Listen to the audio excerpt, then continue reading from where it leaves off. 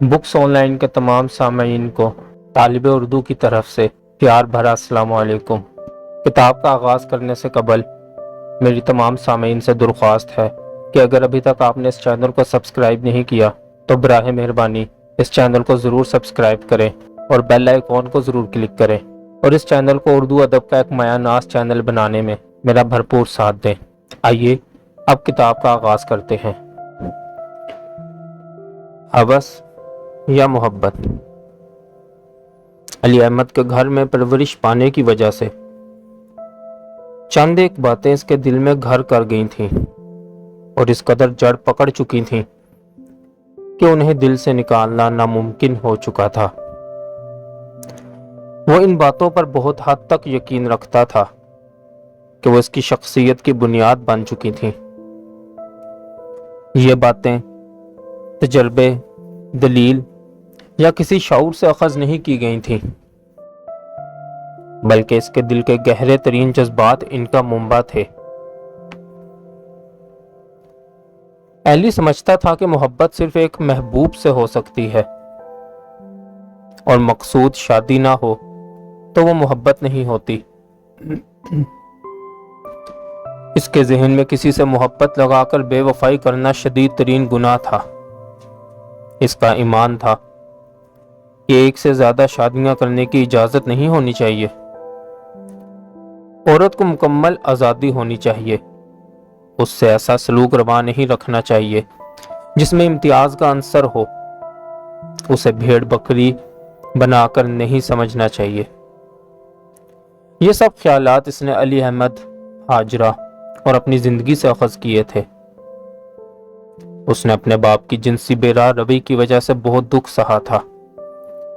اپنی والدہ کی مظلومیت کی وجہ سے اس کا بچپن تباہ حالی میں گزرا تھا، اور سب سے بڑھ کر وہ اس محبت سے محروم رہا تھا جس کے بغیر بچے کی شخصیت پھل پھول نہیں سکتی۔ وہ سوچ رہا تھا کہ اگر اسے شہزاد سے محبت ہے تو پھر شادی سے کیا ہے۔ اسے شادی کے ساتھ تنہائی میں ملنے کے کئی ایک مواقع ملے تھے۔ گھنٹوں وہ اس کے پاس کھڑا رہا تھا، لیکن اس نے کبھی کوئی خصوصی خواہش محسوس نہ کی تھی۔ اسے شادی سے مل کر ایک انجانی خوشی ہوتی تھی، اور شادی کا خط پڑھ کر وہ مسرت کی ایک روم محسوس کرتا تھا۔ اگر اسے شادی سے محبت ہے تو پھر شہزاد سے کیا تھا؟ کیا اس روز جب وہ کہانی سنا رہی تھی اور ایلی نے اس کے ہاتھ تھام لیے تھے، اس کا ارادہ ہوسکاری پر مبنی تھا؟ اس وقت اس کی نس نس میں دھنکی سی کیوں بجی تھی؟ جب وہ شہزاد کا ہاتھ پکڑتا تھا تو اس کے جسم میں چیونٹیاں کیوں چلنے لگتی تھیں؟ کیوں اس کا جی چاہتا تھا کہ اس کے قریب تر ہو جائے، اور قریب اور قریب۔ کیا یہ ہوس تھی؟ کیا جسمانی قرب کی خواہش ہوس ہوتی ہے؟ لیکن محبت میں آرزو تو ضرور ہوتی ہے۔ قرب کی آرزو نہ ہو تو کیا ہو سکتی ہے؟ اسے کچھ سمجھ نہیں آتا تھا۔ یہ درست تھا کہ شادی کے ساتھ اس نے جسمانی قرب کی خواہش محسوس نہ کی تھی۔ شادی کی موجودگی میں ایک لطیف سا نشہ اس کی نس نس پر چھا جاتا تھا، لیکن شہزاد کے لیے وہ مختلف قسم کی آرزو کرتا تھا، اور تنہائی میسر ہوتی تو اس کا جی چاہتا اس کے قریب تر ہو جائے۔ اگر شہزاد بے موقع پر بے پرواہ نہ ہو جایا کرتی تو نہ جانے اس قریب کا نتیجہ کیا نکلتا۔ بہرحال وہ نتیجہ اسے یقینی طور پر گوارا نہ تھا۔ جو اس روز بند بیٹھک میں ہوا تھا اس کی ایلی نے آرزو نہ کی تھی، بلکہ اس نے وہ قدم صرف اس لیے اٹھایا تھا کہ اس کو یقین تھا کہ اگر عورت کے منہ سے زبانی محبت نہ نکلے تو وہ اکتا جاتی ہے۔ بہرحال جب تک اس کے اپنے جذبات کا تعلق تھا، وہ دل کی گہرائیوں میں شادی کی محبت کو سمجھ سکتا تھا، چونکہ اس میں گناہ کا عنصر شامل نہ تھا۔ شادی کسی کی بیہتا بیوی نہ تھی، اس کے علاوہ اسے شہزاد پر اعتماد نہ تھا۔ نہ جانے کیوں وہ سمجھتا تھا محلے کے تمام جوان اس کے عشق میں سرشار تھے، اور شہزاد فطرتاً محبت بھری نگاہوں کے سحر سے خود کو محفوظ کرنے کی خواہشمند نہ تھی، چاہے وہ نگاہیں کسی کی بھی ہوں۔ شہزاد کا حسن اس کے دل میں احساس رقابت پیدا کرتا تھا، اور وہ سمجھتا تھا کہ ساری دنیا اس کی رقیب ہے، اور وہ شہزاد کے نقاب کے ابھرے تاروں کو گنتا رہتا۔ لیکن شاید یہی محبت کا ثبوت تھا۔ بہرحال یہ احساس اس قدر اذیت دہ تھا کہ وہ چاہتا تھا کہ اس سے نجات حاصل کرے۔ وہ چوری چوری دعائیں مانگتا تھا کہ سعدی کی بات میں مشکلات حائل نہ ہو جائیں، سعدی اس کی ہو جائے، اور اس کی زندگی سے وہ خوف، رقابت اور احساس گناہ خارج ہو جائے جو شہزاد کی قربت سے وابستہ تھا۔ لیکن اس میں اس قدر جرأت نہ تھی کہ اعلانیہ اس آرزو کو اپنا لے، کیونکہ وہ نہیں چاہتا تھا کہ اسے یہ بات تسلیم کرنی پڑے گی کہ وہ شہزاد سے بے وفائی کر رہا ہے، اور یہ بات اسے کسی صورت میں گوارا نہ تھی۔ جب سے علی لاہور سے آیا تھا، اس نے شہزاد کی طرف خصوصی توجہ نہ دی تھی۔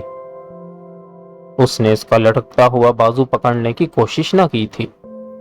اس نے غور نہ کیا تھا کہ اس کے ماتھے کا تل کب چلا گیا اور کب سرخی مائل ہو گیا۔ اس نے شہزاد کے جسم کی خوشبو کو اس شدت سے محسوس نہ کیا تھا۔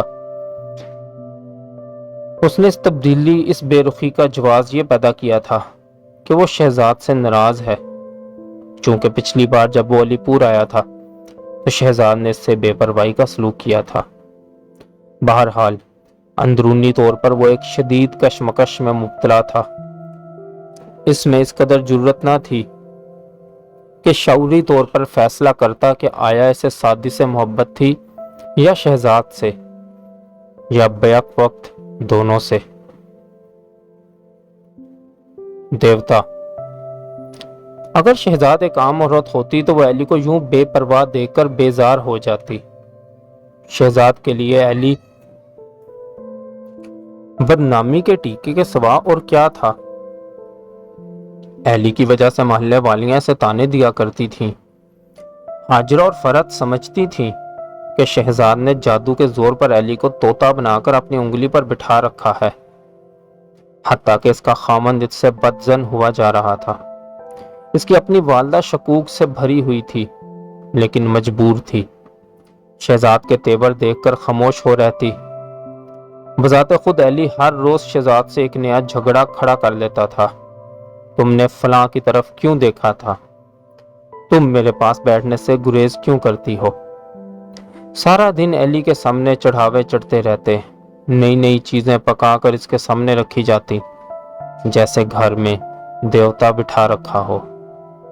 شہزاد کا صرف ایک مطالبہ تھا کہ وہ دیوتا سامنے بیٹھا رہے، نہ تو اس کے آگے بخشا کے لیے ہاتھ پھیلائے اور نہ ہی اٹھ کر کہیں جائے، لیکن اس کی پریم مرلیاں مدھر گیت بجاتی رہے۔ دراصل شہزاد فطری طور پر انلونگہی عورت تھی، اسے جسم سے لاگ تھی، اسے اپنے گرد محبت کا حالہ قائم رکھنے کا جنون تھا۔ وہ پنگھٹ کی پجاری تھی، لیکن گگری بھرنے سے اسے بیر تھا، اور جسمانی قرب کو صرف اسی صورت میں برداشت کرنے کے لیے تیار تھی جب پریم کے دیپ کو جلتا رکھنے کے لیے اس میں تیل ڈالنا از بس ضروری ہو جائے۔ علی کی بے پرواہی کو محسوس کر کے شہزاد یوں تڑپنے لگی جیسے مچھلی جل بنا تڑپتی ہے۔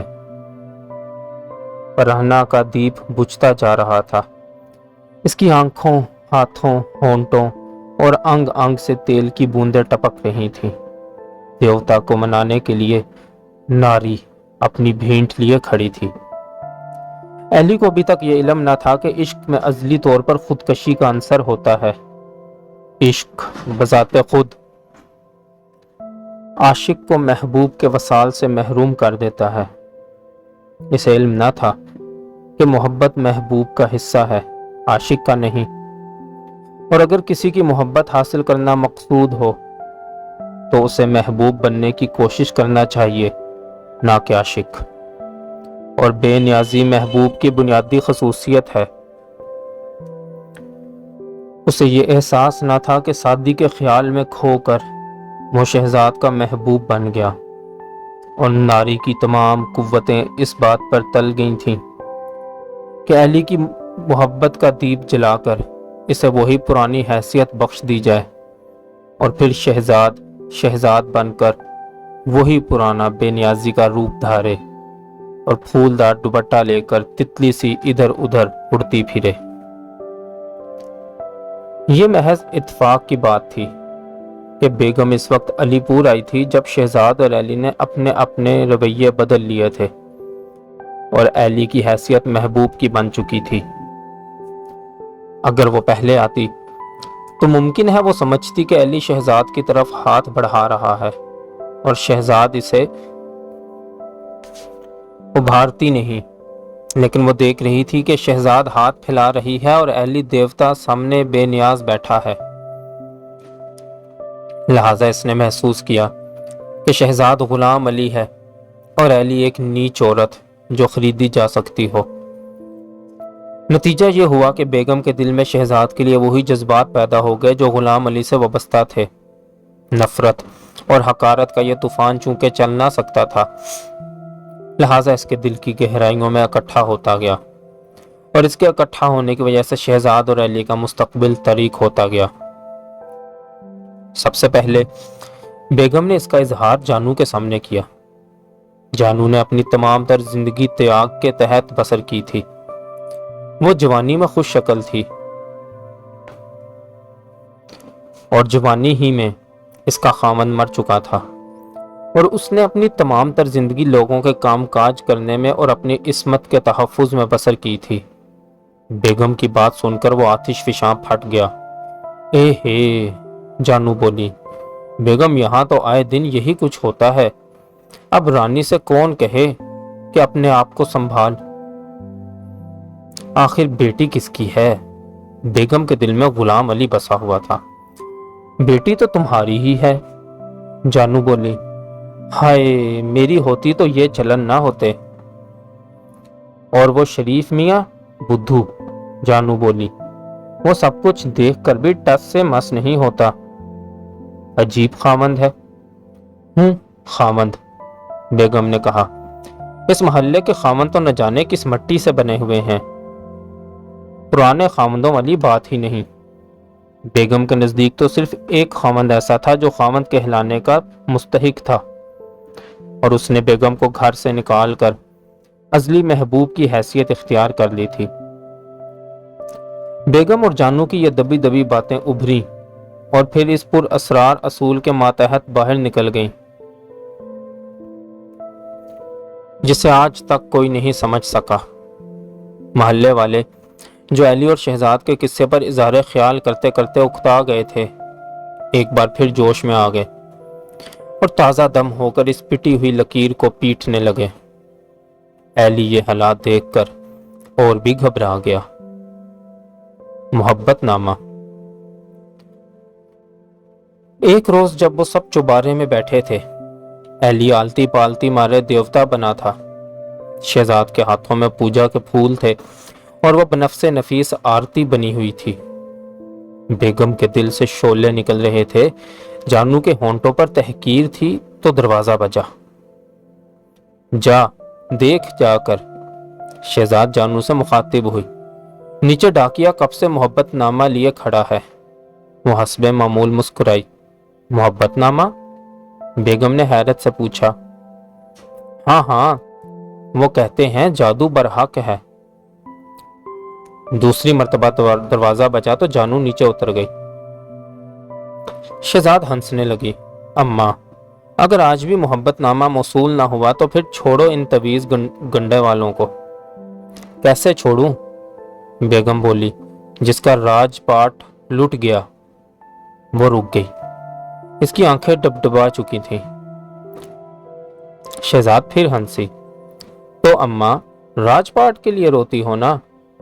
میں سمجھتی پتی بھکتی کے لیے رو رہی ہو۔ جس پر بیتے وہی جانے ہے، بیگم نے کہا۔ مجھ پر بیتے تو میں سمجھوں، خس کم جہاں پاک۔ شہزاد نے مانی خیز نگاہ ایلی پر ڈالی۔ تیری نظر میں کوئی ہوگا؟ بیگم نے ایلی پر جلی کٹی نگاہ ڈالی۔ شہزاد نے کہا لگایا، ہاں ہے۔ وہ بولی، نہ بھی ہوتا جب بھی یہی سمجھتی۔ جانو آئی تو اس کے ہاتھ میں خط تھا۔ دیکھا نا، میں نے کہا نہ تھا، شہزاد بولی۔ تمہارا ہی محبت نامہ ہوگا، بیگم بولی۔ مجھے کون لکھتا ہے جی، اور پھر محبت نامہ؟ وہ کہا مار کر ہنسی۔ محبت نامے میں زیادہ سے زیادہ یہ لکھا ہوتا ہے کہ روٹی کی تکلیف ہے۔ ان کا تو صرف روٹی کا مطالبہ ہے۔ کھائی اور آنکھیں موند لیں، انہیں محبت سے کیا واسطہ؟ یہ تو میرا ہے، ایلی نے کہا۔ شاید غلطی سے تمہارا نام لکھ دیا ہو، کھولو تو، شہزاد بولی۔ ایلی نے اسے کھولا تو وہ بھنچکا رہ گیا۔ وہ سعدی کا خط تھا۔ جانو چلائی، یہ کیا خط ہے؟ یہ تو اخبار معلوم ہوتا ہے۔ اور کیا محبت کی بات مختصر ہوتی ہے کیا؟ شہزاد بولی۔ ایلی کا رنگ فک ہو گیا۔ اور جس کے نام آیا ہے اس سے پوچھو، وہ تو پیاسا ہی رہ جاتا ہے۔ شہزاد مسکرائی۔ ایلی نے محسوس کیا جیسے شہزاد سعدی کے تمام قصے سے واقف ہو۔ یہ تو کالج کے متعلق ہے، ایلی کہنے لگا۔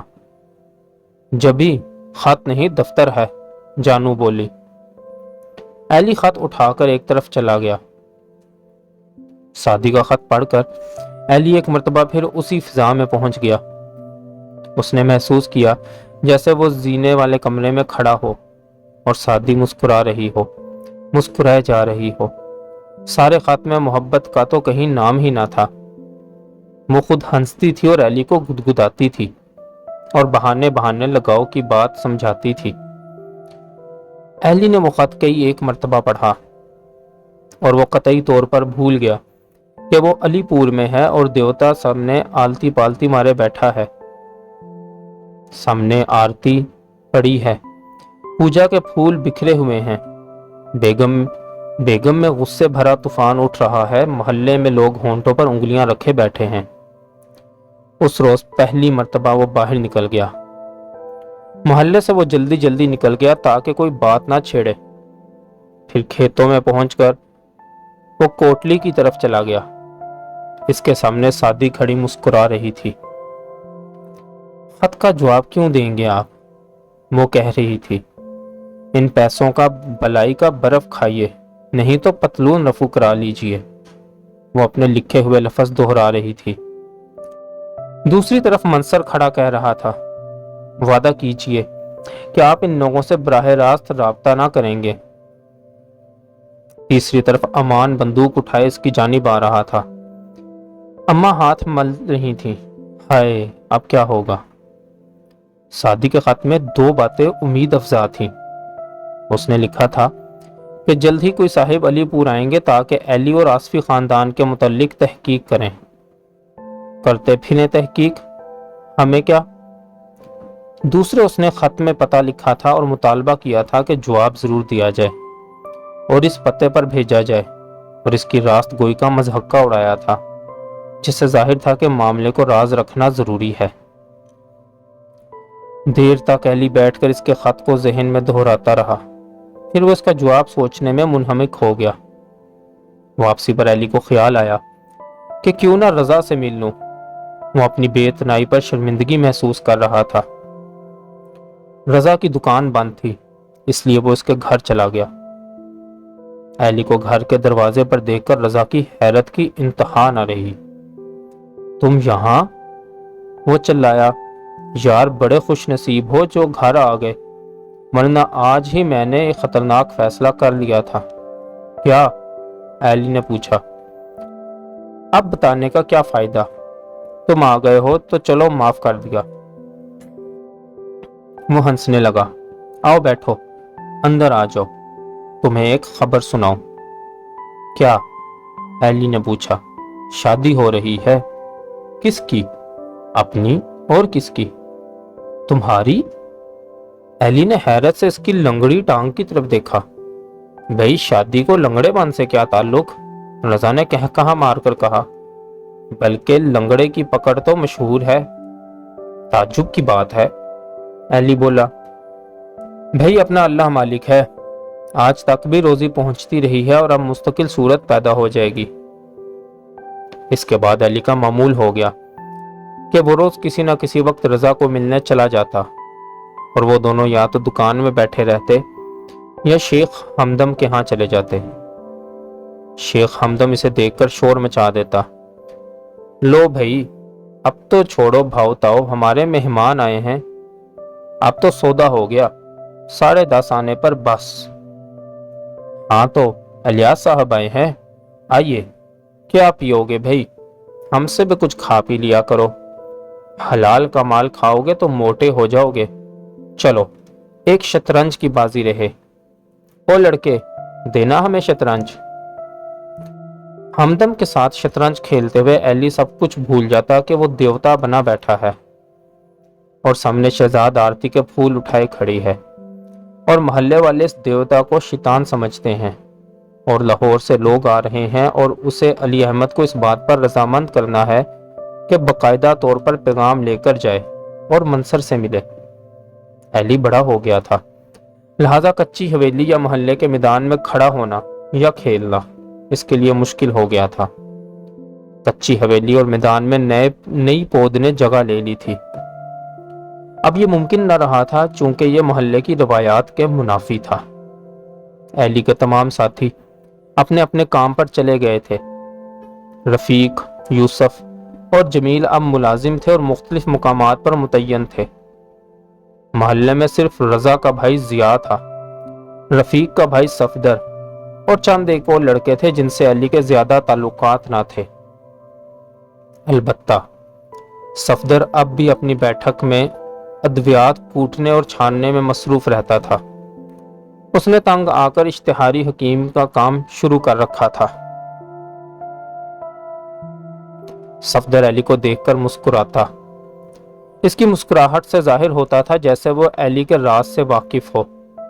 علی کو دیکھ کر وہ اسے پکڑ لیتا، آؤ بھائی ہمارے پاس بھی بیٹھ جایا کرو گھڑی دو گھڑی کے لیے، ہم بھی تو تمہارے چرنوں میں رہتے ہیں۔ علی سے دیکھ کر گھبرا جاتا تھا۔ اس کی وجہ صرف یہ تھی کہ صفدر ہمیشہ ایسے انداز سے بات کرتا کہ علی کو شہزاد یاد آ جاتی اور اسے محسوس ہوتا جیسے صفدر جان بوجھ کر شہزاد کی بات چھیڑنا چاہتا ہے، جیسے وہ علی کو زبردستی اس بات پر قائل کر رہا ہو کہ علی اسے رازداں بنا لے اور رازداں بننے کے بعد وہ دونوں مل کر شہزاد کی باتیں کریں۔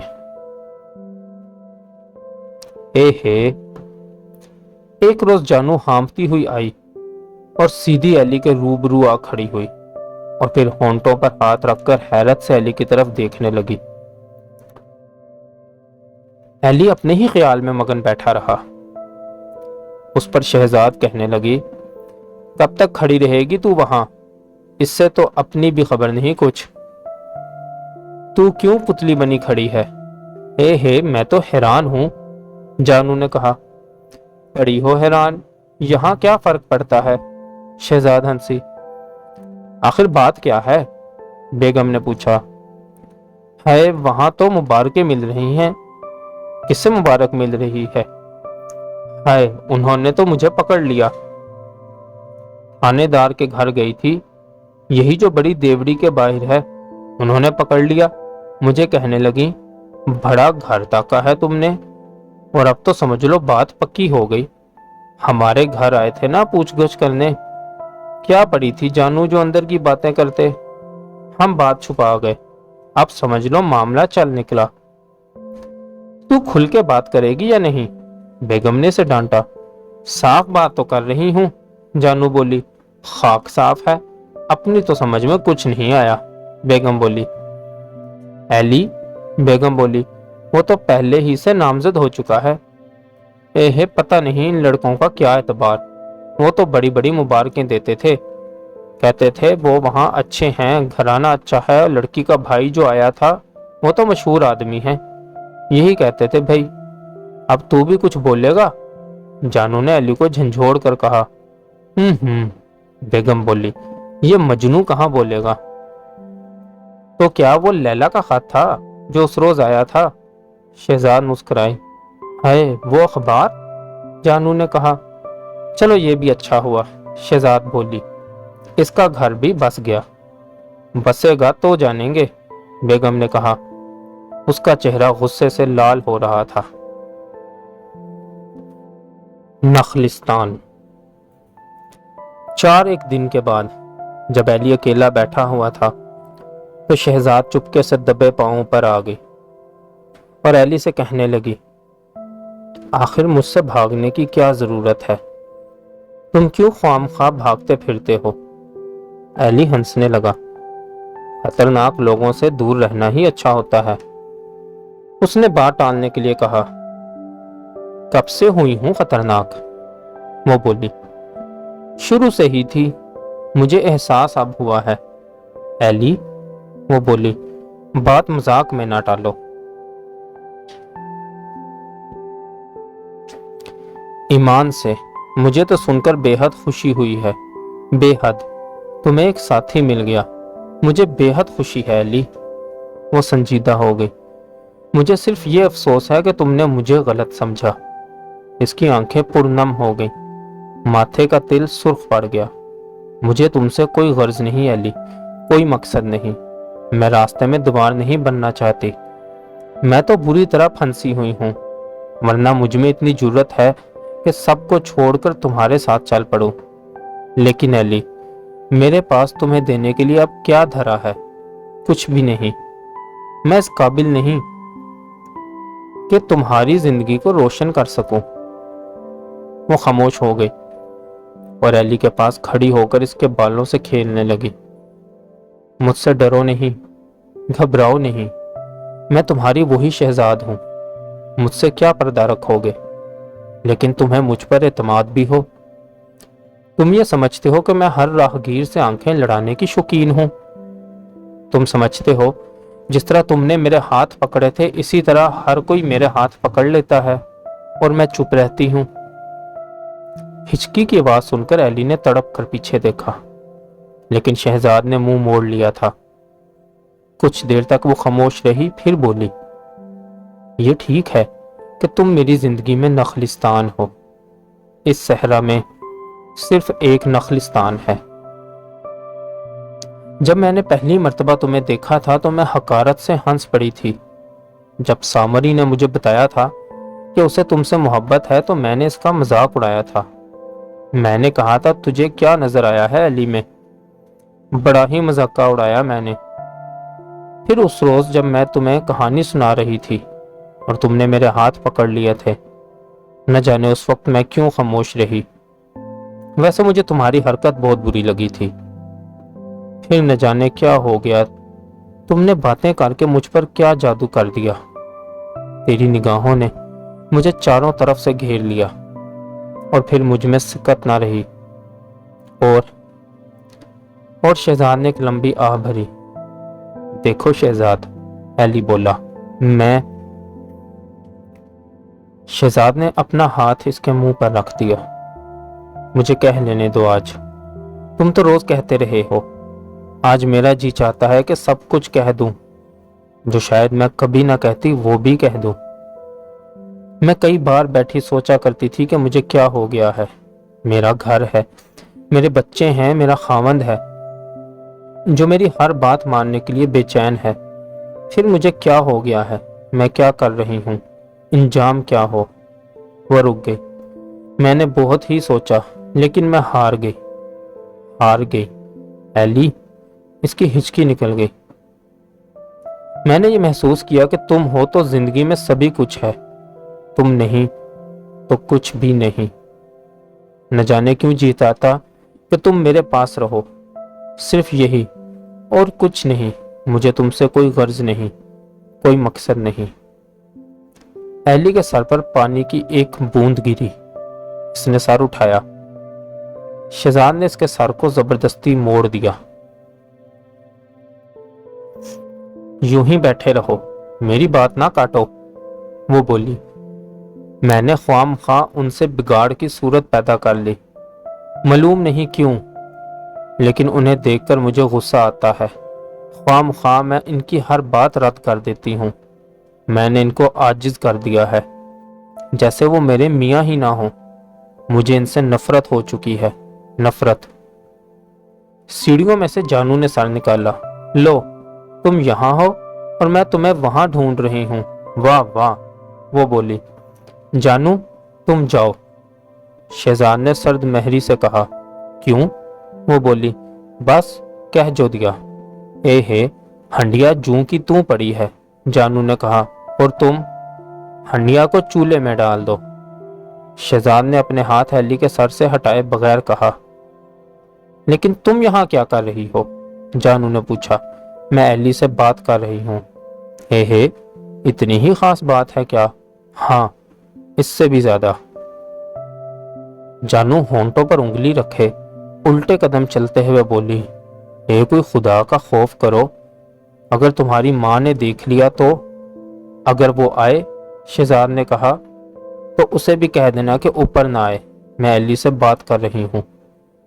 جانو نے سینہ تھام لیا۔ توبہ ہے، تمہارا تو جواب نہیں۔ کچھ دیر کے لیے وہ خاموش کھڑی اس کے بالوں سے کھیلتی رہی، پھر بولی۔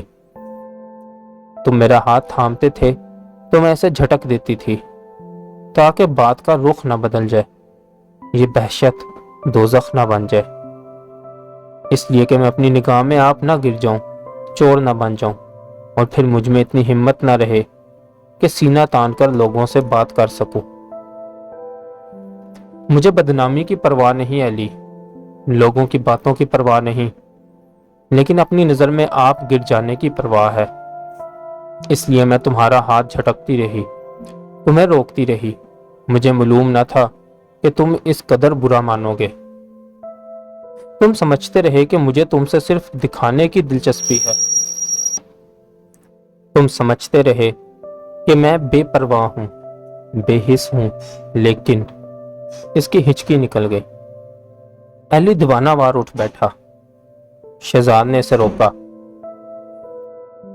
میری بات سن لو۔